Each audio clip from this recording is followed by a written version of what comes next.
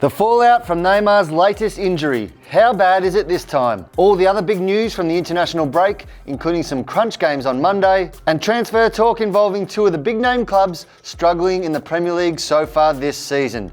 That and more, including our review of Friday Feels. I'm Paddy, filling in for Matt, and this is your Onefootball Daily News. But first to Neymar, who limped out of Brazil's 1-1 draw with Nigeria on Sunday, playing just 12 minutes before being substituted for hamstring soreness. Now, we don't need to tell you guys that Neymar has certainly had his injury problems. He's missed 175 days of action alone in 2019 and has been absent for 40 games for PSG since joining the club in 2017.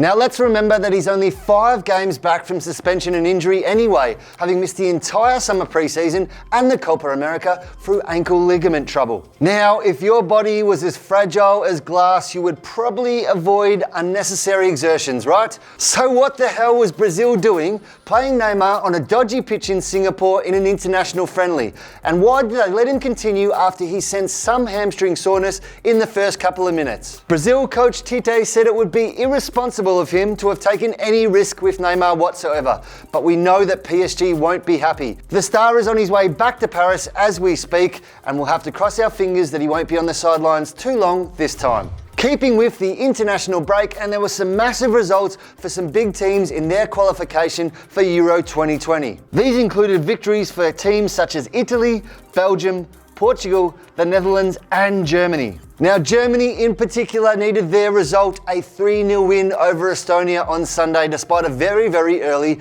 red card. This moved them into second behind the Dutch in Group C. Meanwhile, Spain and Croatia were held to draws but remain in good shape, while tonight we have both England and France in action.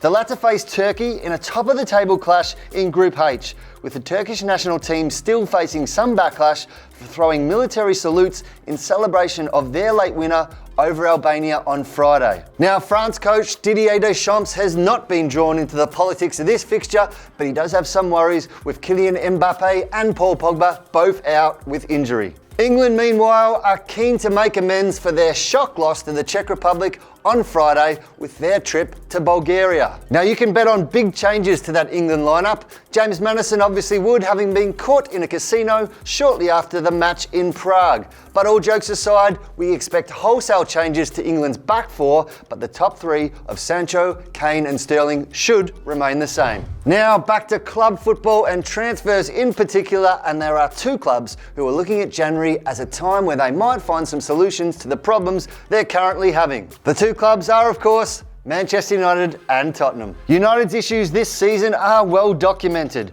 With his team lying in 12th, Ole Gunnar Solskjaer's bright run as caretaker manager seems an age ago now, with United picking up just 1 point from their past 3 league matches. The list of names linked with United is long and includes young stars like Declan Rice and Jadon Sancho, and as Matt said on Friday, also potentially Leicester's Ben Chilwell and James Maddison. Now, these guys will be hard to land in January, of course, so that's why United might be looking at some shorter-term firepower to rescue a slipping season. So who on earth could that mean? Well, Callum Wilson of Bournemouth has been mentioned, but the most likely name seems to be Mario Mandžukić of Juventus. The Croatian striker may now be 33, but his tenacity, experience and ability to straighten up that United side might be just what they need. And given he is completely out of favour at Juventus, this is a move that might make sense for all parties.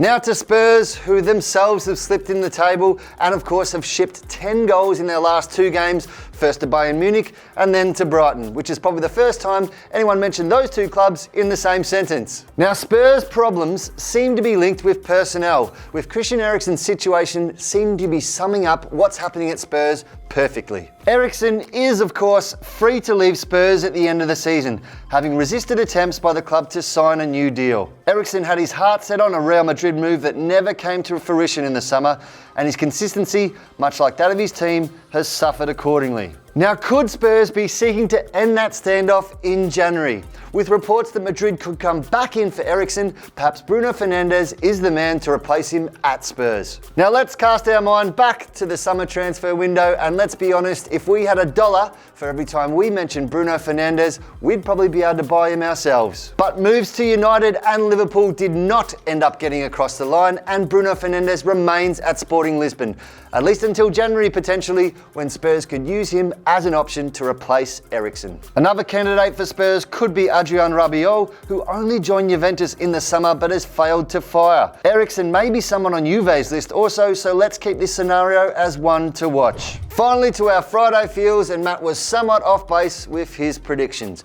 He said that Tammy Abraham would score for England, and we all know how that went. He was a little closer with his prediction that Joao Felix and Cristiano Ronaldo would score for Portugal in their win over Luxembourg. Ronaldo did, of course, so he gets half a point for that one. His tip that Wales would beat Croatia, however, fell completely flat. But it did seem that it was a tough weekend for you guys to predict as well, with Treeboy perhaps the closest, predicting that 1-1 draw between Wales and Croatia. He did say that Bale would score, but also said that Modric would score as well for Croatia, and of course it was Nikola Vlasic who got that goal.